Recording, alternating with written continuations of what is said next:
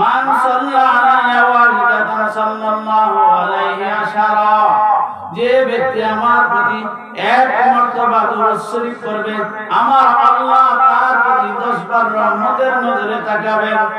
এতে মহব্বতের সাথে সব কিছুর মধ্যে মহব্বত থাকতে হয়। মহব্বত তারা কামিয়াবি হওয়া যায় না। যেমন গত 2 দিন আগে দেখলাম মাত্র নবীজির হাদিস হলো, মান আহাব্বা সুন্নতি ফাকাদ আহাব্বানি ওয়া মান আহাব্বানি কানা মাই ফিল জান্নাহ। সুন্নতের ফজিলতের মধ্যে লিখতে গিয়ে শেষ মুহূর্তে একটা কথা লিখেছে, অত্যন্ত আমাদের জন্য অত্যন্ত উপকারী এবং আমাদের জীবনের পাথেয় বলা যেতে পারে। প্রথম কথা হলো, কোন মানুষ যদি মহব্বতের সাথে আন্তরিকতার সাথে তার গালের মধ্যে অর্থাৎ চেহারার মধ্যে রাসূলের সুন্নতকে ধারণ করেন, কাল কিয়ামতের দিন ময়দানে মাহশরে যদি আল্লাহর আরশের ছায়ার তলে ওই ব্যক্তি কোনো কারণে স্থান পায় না, আমার আল্লাহ দাড়িকে ছাতা বানায়া ওই ছাতার নিচে তাকে ছায়া দিবে। সুবহানাল্লাহ। সবই মহব্বত।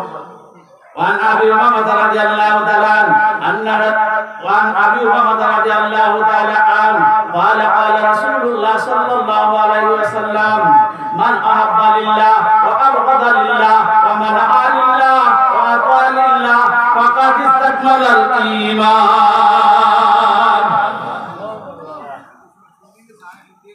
هذه আমার নবীজি ফরমান, যা কিছু করো আল্লাহকে খুশি করার জন্য করো, আল্লাহর রাস্তে করো।